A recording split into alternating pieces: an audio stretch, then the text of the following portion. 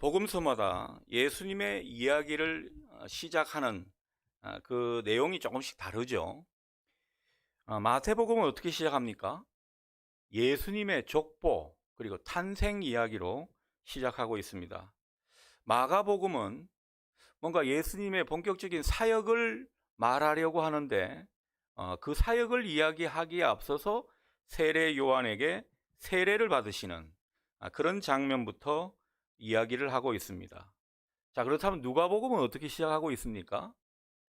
지난 시간 우리가 살펴봤던 서문 이후에 오늘 본문이 바로 누가복음의 시작이라고 할 수 있는데, 오늘 본문은 다른 이야기가 아니라 세례 요한의 그 부모의 이야기를 통해서 세례 요한의 출생 이야기를 다루고 있습니다.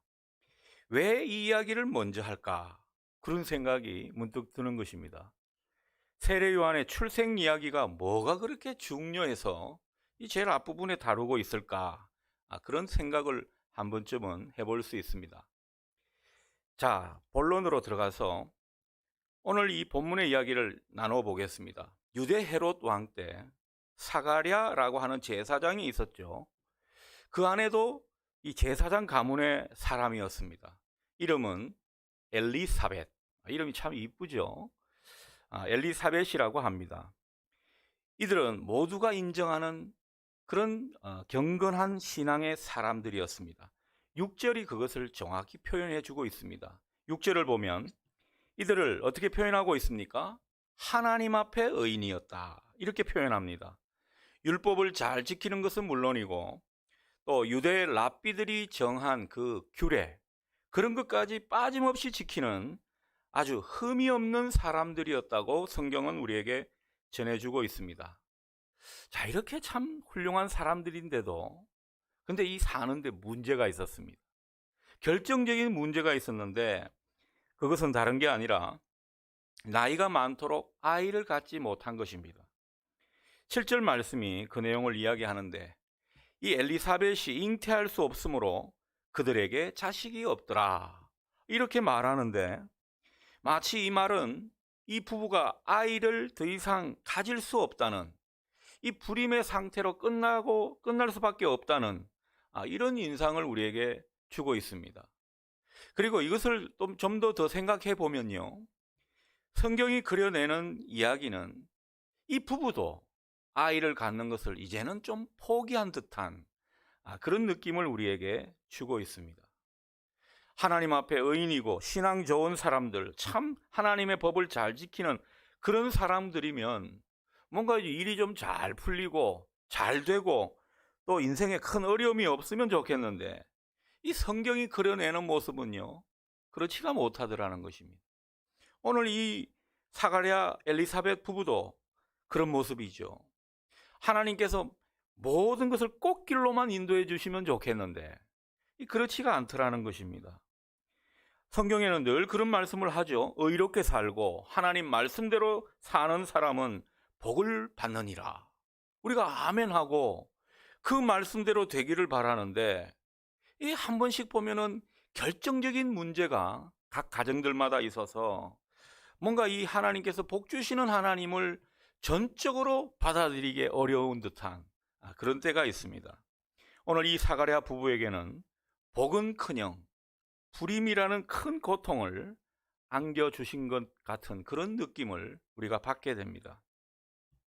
여러분, 우리가 신앙할 때도 이럴 때가 많죠. 뭐 나름 신앙생활 잘하고 예배도 누구보다도 잘 드리는 것 같고 뭐 봉사도 빠짐없이 잘하는 그런 사람인데 일이 안 풀릴 때가 있더라는 것입니다. 인생에 큰 짐이 있는데 그게 해결이 안 되는 것이죠. 오랜 기도 제목이 있는데 그것도 하나님께서 응답하시지 않는 것 같은 그런 경우가 우리에게 얼마든지 있을 수 있습니다. 이것 때문에 뭔가 다른 사람들한테 참 대놓고 이야기하기도 못하고 늘 마음이 무겁고 고통스러울 그런 때가 우리에게 분명히 있다는 것입니다. 여러분, 이럴 때 우리가 어떻게 생각해야 되겠습니까? 여러분, 이럴 때는요, 이렇게 생각하시는 게 좋겠습니다. 모든 것은 다 하나님이 하셨다. 그리고 그 하나님께서는 그렇게 하실 때는 다 이유가 있다. 그리고 하나님은 또 다른 계획이 있으시다. 여러분, 이 관점을 여러분 안에 꼭 가지면 좋겠습니다. 절대로 그러실 리가 없는 하나님께서 그렇게 하셨다? 그러면 이거 이상한 일 아닙니까? 그럴 때는요, 하나님 뜻이 분명히 있을 거다. 이제는 이게 거의 공식처럼 여러분 뇌리 속에서, 그리고 여러분의 그 입술로 고백하는 모습 속에서 나타날 수 있으면 좋겠습니다. 제가 뭐라 그럴까요? 이 콘티랄까요? 이 대사를 여러분들한테 굳이 말씀드리는 까닭은 다른 게 아닙니다. 우리가 실제로 이런 생각을 하게 되면요, 얼마나 마음이 가벼워지는지 모릅니다. 성령님께서 이런 생각 가운데 우리를 움직여 가시기 때문에 그렇다라는 거죠. 중요한 것은 우리가 이렇게 생각을 해야 우리가 하나님을 바라보게 됩니다. 우리가 늘 하나님 바라보고 늘 하나님께 마음을 두고 사시는 것 같죠? 천만의 말씀입니다. 여러분 잘 생각해 보십시오. 우리가 하나님께 마음을 두고 하나님을 바라보려면요, 하나님의 입장에서 생각을 할 줄 알아야 합니다. 여러분이 그렇게 하나님 입장에서 생각을 할 수 있기를 축원합니다.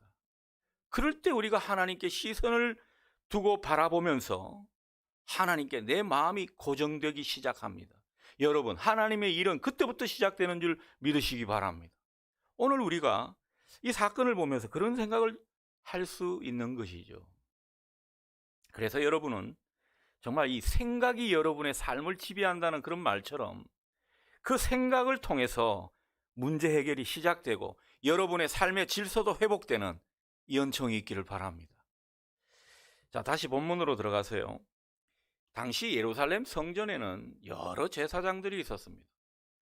이 제사장들이 여러 가지 일들을 감당하다가 9절을 보니까요, 이 9절을 보면 제사장의 전례를 따라 제비를 뽑아 주의 성전에 들어가 분향하는 그런 일이 있다고 이야기를 하고 있습니다. 그러니까 뭔가 이 순서에 따라서 1년에 한 번씩 성소에 들어가서 기도의 향을 피우면서 거기서 백성들을 위해 기도하는 일이 있었습니다.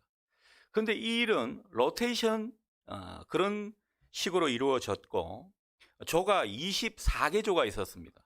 그 24개 조 중에서 한 조가 걸리게 되면 그 조에서 추첨을, 제비뽑기를 하는 그런 방식으로 거기에 적합한 제사장을 뽑았습니다. 그런데 이 제비를 뽑아 제사장이 그 성소에 들어가서 분향을 하고 또 기도하는 이 중요한 일에 누가 뽑혔다고요? 사가랴가 떡하니 뽑힌 겁니다. 사가랴가 제비 뽑기에 당첨이 된 거죠. 야, 성소에 들어가서 그 직무를 다하는 것, 어떻게 보면 굉장히 영광스러운 일이죠. 그래서 뭐 누구나 이 제비 뽑기에 당첨될 걸 바랄 것 같지만 또 그렇지가 않습니다. 왠가 하니까 이 영광스러운 일임에도 불구하고 이 하나님 법대로 제대로 하지 못하면 죽는 수도 있었거든요.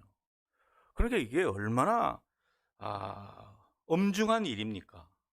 뭐 실수라도 하기로 한다면 그 자리에서 뭐 죽어서 시체로 나오는 그런 일이 있을 수 있었기 때문에 아주 막중한 일이었습니다. 이 막중한 일을 제사장 사가랴가 감당하게 되었죠.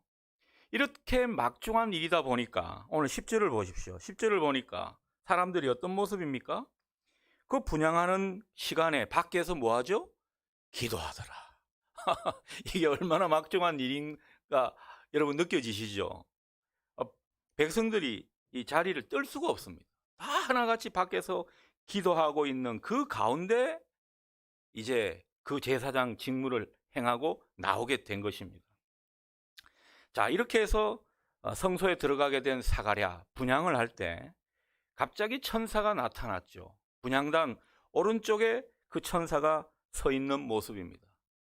가뜩이나 조심조심하면서 이 성소의 일을 수행하고 있는데 갑자기 분향단 오른쪽에 천사가 떡하니 서 있는 걸 보십시오. 얼마나 놀랬겠습니까?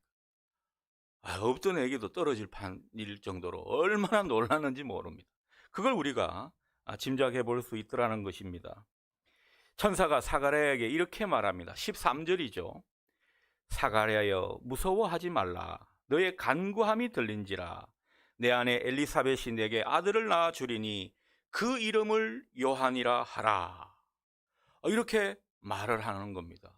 천사가 무서워하지 말라 그러는데 무서워하게 만들어 놓고 무서워하지 말라, 이런 말을 지금 하고 있습니다. 우리가 여기서 좀 주목해 볼 말이 있는데, 너의 간구함이 들린지라, 이 말입니다. 여러분, 너의 간구함이 들렸다라는 말은 어떤 뜻입니까? 사가랴의 기도가 응답이 되었다, 이런 말이 되지 않겠습니까? 그의 기도가 하나님께 상달되었다는 그런 말이 되겠습니다. 그래서 천사는 하나님께서 너의 기도를 들었으니 너는 이제 기뻐하고 즐거워하라, 그 다음에 그런 말을 사가랴에게 전해준 것입니다. 천사가 이렇게 기쁜 소식을 전해주면 여러분이라면 반응이 어떨 것 같습니까? 아멘, 감사합니다 하나님, 아유 천사님 고맙습니다, 뭐 이렇게 나와야 될 것 같은데 그렇지가 않습니다. 여러분, 뭐 저한테 이제 기도 부탁을 종종 하시는 분이 있는데, 기도 부탁을 해놓고는 나중에 이제 뭐 기도 결과는 전혀 이야기를 잘 안 해주시는 경향이 있는데, 아무튼 기도 부탁을 했는데 제가 특별히 계시를 받고 성도님의 기도가 하나님께 상달되었습니다, 그렇게 말하게 될 때, 여러분 그때 어떤 반응이 자연스럽습니까? 아멘, 감사합니다, 뭐 이렇게 나와야 되는 거 아닙니까? 근데 사가랴는 어떤 모습입니까? 전혀 그런 반응이 아닙니다. 기뻐하지도 않고요, 글쎄요 하는 그런 반응입니다. 18절을 한번 보십시오. 18절을 제가 읽어보겠습니다. 사가랴가 천사에게 이르되 내가 이것을 어떻게 알리요? 내가 늙고 아내도 나이가 많으니이다. 여러분 어떤 것 같습니까? 야, 이 사가랴 제사장 이렇게 귀한 일을 감당하는 분 치고는 뭔가 좀 부족해 보이는 말입니다. 한마디로 말해서 천사가 아들을 낳을 거라고 그렇게 이야기했을 때 자기는 나이가 너무 많다는 겁니다. 그걸 어떻게 믿냐는 그런 반응입니다. 그러면서 전체적으로 보면요, 자기가 좀 믿을 수 있게 표징을 달라는 그런 반응을 보였고, 이후에 천사가 사가랴에게 표징을 주는 그런 모습이 성경에 서술되어 있습니다. 여러분, 사가랴가 천사에게 왜 이런 불신앙의 반응을 보였을까? 여러분, 그 이유가 뭐라고 보십니까? 아마도 사가랴 이 부부는요, 나이가 많다고 했으니까 참 이런 시간부터 자식을 달라고 오랫동안 기도했을 겁니다. 이 자식 문제에 대해서 기도 안 하고 지금까지 오지는 않았을 겁니다. 그런데 아무리 기도해도 그 기도에 하나님께서 별 응답이 없으신 겁니다. 그러다가 세월은 가고 이제 나이가 많아져서 이 아브라함 부부처럼 생물학적 나이로는 도저히 애를 가질 수 없는 그런 불가능의 상태에 이르게 됐습니다. 자, 이럴 때 사가랴가 계속 기도했을까요? 기도 안 했을까요? 언제부턴가 이 기도가 안 되는 겁니다. 슬며시 기도 그 제목을 내려놓고 기도를 중단하는 그런 모습이었을 겁니다. 아마 지금까지 자식을 달라고 하는 이 자식 문제 갖고 기도를 지금까지 해왔다면 이런 소리를 하지 않겠죠. 그렇지 않겠습니까? 사가랴는 자식을 달라고 하는 그 기도, 그리고 하나님께서 자식을 자기에게 줄 수 있다는 그 믿음, 이걸 완전히 접어버린 상태라고 볼 수 있겠습니다. 그러나 여러분은 잊지 마십시오. 우리 하나님은요, 우리의 기도를 매우 귀하게 여기십니다. 여러분 믿습니까? 여러분이 하시는 그 기도를요, 하나도 땅에 떨어지지 않도록 하신다는 겁니다. 하나님께서 우리가 진정 믿음으로 기도하고 진심으로 기도할 때는 그 기도를 다 받으세요. 그 기도를 받으시고는 기억하셨다가 가장 알맞을 때 가장 좋은 것으로 우리에게 응답하시는 줄 믿으시기 바랍니다. 이 하나님이 응답하시는 때 그 타이밍까지 우리가 요구할 수는 없죠. 강요할 수는 없습니다. 하나님과 타이밍이 안 맞는다고 하나님께서 우리 기도를 안 들으신다? 천만의 말씀이죠.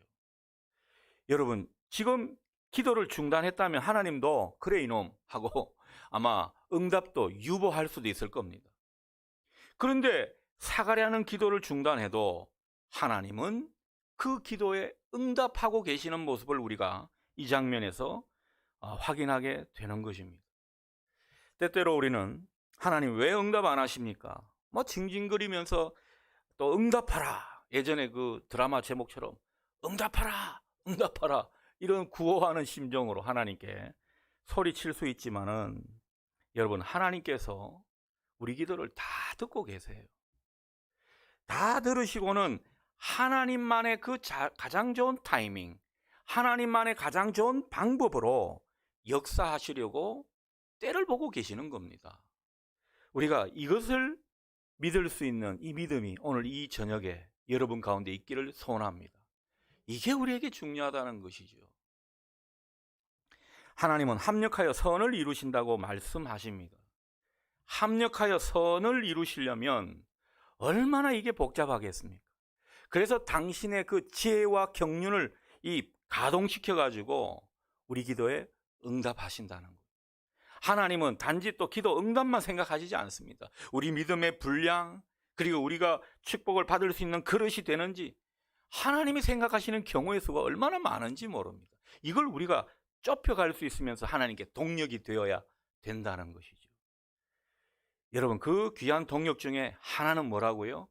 하나님은 우리 기도에 응답하신다. 응답하시는 하나님이심을 여러분 믿으시기 바랍니다. 오늘 사가랴는 그걸 믿지를 못했다라는 거죠. 보십시오. 사가랴는 실컷 기도해놓고 못 믿는 모습이었습니다. 실컷 기도해놓고 응답의 때가 지연되고 또 뭐 자기 눈에 보이는 게 없으니까 더 이상 하나님의 응답을 기대하지 않는 모습이었습니다. 그 마음이 결국 천사한테 하는 말로 다 나타나더라는 거죠. 그리고 막상 하나님의 그 응답이 주어질 때는 어떻습니까? 못 믿는 모습이에요. 자기가 이해가 안 된다는 거죠. 내 생각과 내 상식과 내가 생각하는 그 이치의 범주를 넘어서는 그런 응답을 주시니까 그 기도의 응답을 확신하지 못하고 믿지 못하는 모습이라는 것이죠. 우리도 얼마든지 이런 어리석음이 있을 수가 있습니다. 예전에 한번 여러분에게 이 이야기를 한 것 같은데 한 번 더 이야기하겠습니다. 어느 날 교회 옆에 위치한 술집 주인이 이웃 교회 교인들이 자기가 운영하는 그 술집이 천둥벼락을 맞게 해 주십시오, 그렇게 기도했다라는 소식을 이 술집 주인이 들은 겁니다. 그런데 몇 주 후에 진짜 그 술집이 천둥벼락을 맞아서 아주 불타버리고 많은 그런 모습을 보였습니다. 그러자 이 술집 주인은요, 변호사를 고용해서 이 교회를 상대로 고소하고 배상을 청구하게 됩니다. 교인들이 참 황당하죠. 그래서 교회 대표라고 하는 장로님이 나와서 뭔가 교회 측 입장을 변호하면서 이야기를 하는데 이렇게 말합니다. 아무리 교인들이 그런 기도를 했기로서니 술집이 그 결과로 천둥벼락을 맞았다는 것 어떻게 증명할 수 있습니까? 이렇게 대답을 하는 겁니다. 여러분, 이때 재판관이 어떻게 판결을 내린 줄 아십니까? 재판관이 최후 판결을 이렇게 내놓습니다. 술집 주인은 기도를 믿었고 교회는 기도를 믿지 않았습니다. 이게 판결 결과라는 겁니다. 여러분, 이 모습은 우리 모습 아닐까요? 실컷 기도해놓고 응답이 지연된다고 해서 이제는 더 이상 응답을 기다리지도 않고 응답이 주어졌을 때는 믿지를 않는 겁니다. 여러분, 하나님의 응답은 우리가 생각하는 범주를 넘어설 때가 많습니다. 하나님이 우리에게 역사하시는 모습은요, 우리가 생각하고 그리는 그런 모습과는 차원이 다른 모습으로 나타날 때가 많습니다. 그러니 우리는 이럴 때 어떻게 해야 됩니까? 하나님 자체를 믿어야 합니다. 하나님의 능력을 믿는 것이 믿음입니다. 여러분, 믿음은 우리에게 그 약속을 주신 하나님 자체를 믿는 것입니다. 그렇지 않습니까? 근데 안타깝게도 사가랴는 하나님이 천사를 시켜서 자기에게 이렇게 약속을 주셨는데도 불구하고 하나님을 믿지 않았습니다. 하나님의 말씀을 믿지 않았고 하나님의 능력도 신뢰하지 않았습니다. 그 결과 어떤 일이 벌어졌습니까? 이 하나님으로부터 징계가 떨어졌습니다. 그 징계가 뭐죠? 20절 보십시오. 아이를 낳을 때까지 근 한 10개월 동안 벙어리가 되어 있는, 말도 못하고 듣지도 못하는 그런 벙어리가 되도록 하신 것입니다. 왜요? 이 사가랴가 믿을 만한 사람이 하나님의 말씀을 믿지 않았기 때문입니다. 그 결과 하나님의 징계를 받아서 벙어리로 그 1년을 지냈던 분이 이 사가랴라는 분입니다. 물론 이 하나님이 징계를 주셨다고 해도 단순한 징계는 아니겠죠. 뭔가 이 믿음을 확증하기 위한 훈련으로서 이런 징계를 주신 것이지만, 그래도 여러분, 징계는 징계죠. 10개월 동안 말도 못하고 얼마나 힘들었겠습니까? 하나님은 우리의 믿음을 자주 달아보실 때가 있습니다.